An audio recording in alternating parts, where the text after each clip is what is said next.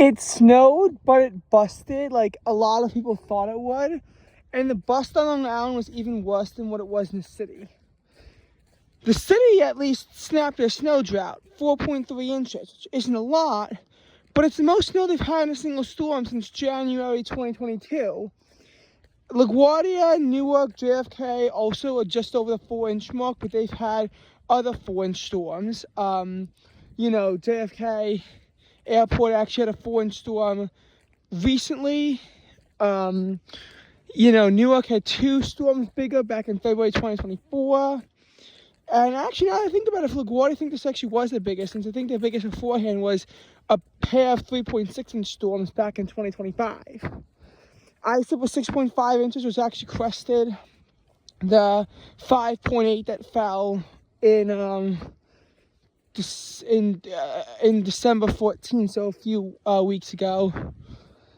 And already New York City is starting off with a pair of big winter storms to push their monthly snowfall total up to 7.2 inches, which is actually above average for December. The snowiest month in their first above average snowfall month since way back in January of 2022. But here on Long Island, it wound up busting. Even though Suffolk County, some of it got up to 8 inches of snow, Nassau County is mostly held between 2 and 4. Where I live in Plainview got 3.5 inches of snow, which is really not a lot. It really isn't. So, why did the storm bust? First of all, I wish I could do screencast, but I just think it's too unstable. I might try it again for 2025 weather recap, but nothing until then. That would probably be in early January. Anyway, the temperatures of the storm were below freezing. It never got above 30 degrees where I live, never got above 31 in New York City, yet there might have still been some kind of mixing going on. There were also a lot of dry slots, and the intense banding that was promised to us didn't really wind up happening, which has actually been a case of most storms that have been forecasted, going all the way back to since the snow drought began. There were several notable winter storms that wound up busting just based off of that. 2023, 2024, New York City was supposed to get 2 to 4 inches of snow. I was supposed to get 4 to 6 inches where I live. The actual amounts were 1.8 inches in the city and 3.5 inches here, so the same as what came in this storm. And the reason why it busted so spectacularly was, in fact, largely because the temperatures in the storm never got below 32, so it's always a wet snow. Even though a lot of precipitation wound up falling, it didn't really fall as like this light fluffy snow. And this snow was kind of wet too, which is surprising given how cold it's been, and we'll analyze the cold in a little bit. When you look at 2024 and at Nor'easter that was supposed to bring that a winter storm warning was in effect for the city like this one, the city was looking at 4 to 8 inches of snow. I think where I live was forecast between 8 and 12 inches. What came down was 7.4 inches of snow here and 3.2 inches in the city. It was a significant underperformance. I mean, it was the biggest storm they had in a while, but it was supposed to be a lot bigger of a storm than it wound up being. Big reason why was because the storm underperformed again. And, it was supposed to be a big event, turned out to not be a big event. Looking at 2025, we've had some underperformers, most notably January 19th. That was supposed to be, I think, 4 to 6 inches of snow. The city wound up getting 1.6 inches of snow at Central Park, and where I lived was also 3.5 inches. Now, I do think that there were some overperformers, at least for parts of the city. February 17th in 2024, maybe 2 inches of snow in Central Park was a bit of an underestimate. a bit of a, underperformer, but 6 inches at JFK is certainly a lot. And it brought 3.5 inches where I live. So it wasn't a complete nothing burger. I think that in that case, it overperformed because of intense banding, but it wasn't ever forecast to really be a big storm. The one, a few weeks ago, that was mostly supposed to be, I think, around 3 inches in the city and 5 inches here. The city was about where it was supposed to be. Long Island was over 7 inches of snow because the banding was particularly intense and the temperatures dropped too. So there have been some overperformers. The general trend in the snowdrift though has been underperformance. Still, this is a good step forward because the fact that we already have 7.2 inches of snow, at Central Park now, and vast parts of the metro area have a lot more. Newark, New Jersey right now, they're probably above the 8-inch mark. JFK Airport, I think they're approaching the 9-inch mark of snow. Islip, they've crossed a foot of snow.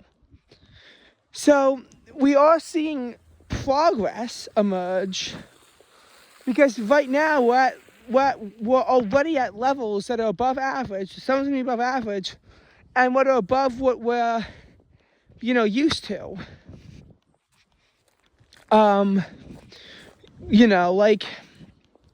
if you think about it, New York City only had 2.3 inches of snow in 2022, 2023, the least snowy winter on record.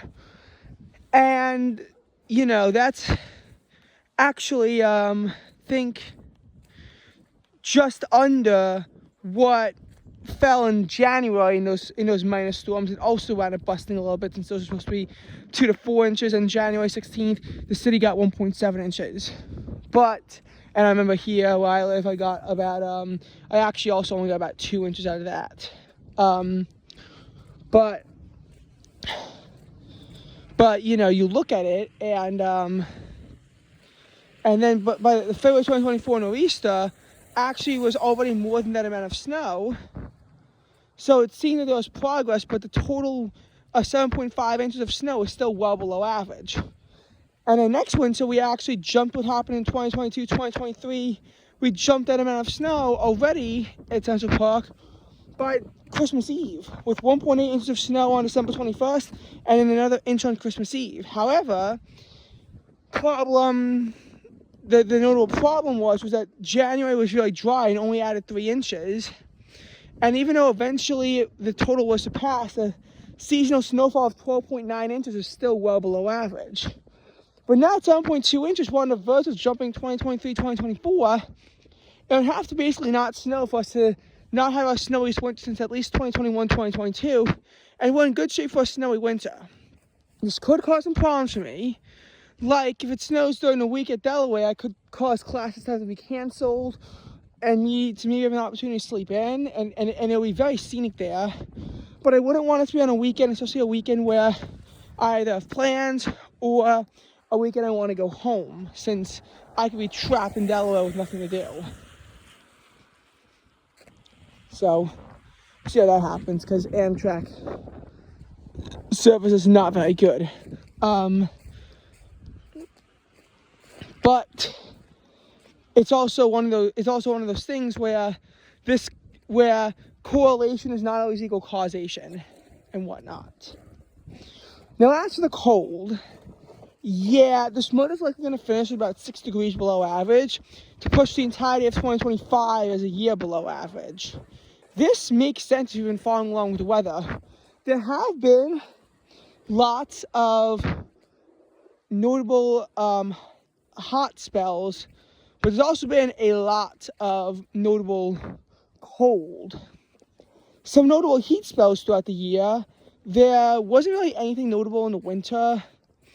March 29th, while it didn't set a record high anywhere, did jump up to a pretty hot 81 degrees in the city. even though the temperature was in the 40s by midnight, and they didn't have a low in the 50s until early April.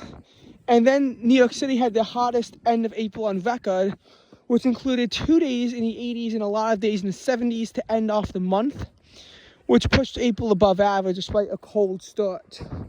May was also trending to be above average. There wasn't a low below 50 until May 20th, but lack of any temperatures above the mid-80s kept May in check, and eventually May 22nd saw a record cold high of 51 at Central Park, was record cold highs everywhere, and it just took a while, and we just couldn't really climb out of that pattern as May fell below average. June had record heat too.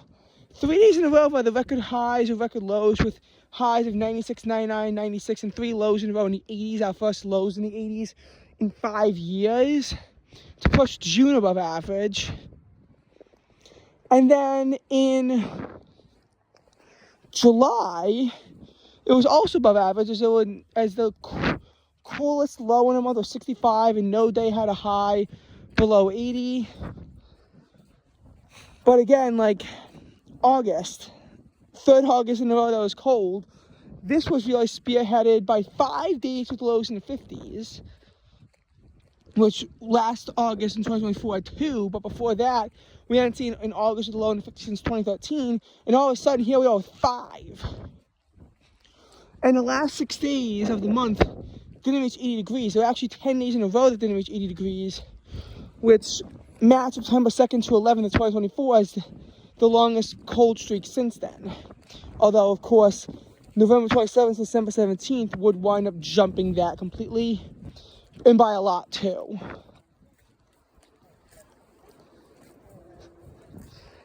As for, so that was August.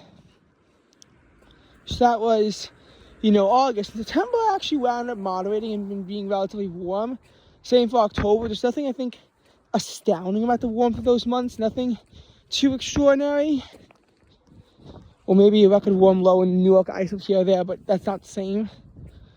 And then, oh my God, the snow is actually starting to melt. But then I feel like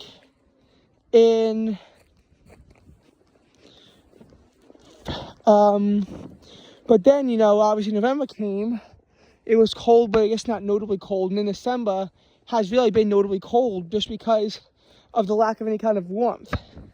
This after January was notably cold too, with again a similar story. I'm not really sure what this means, but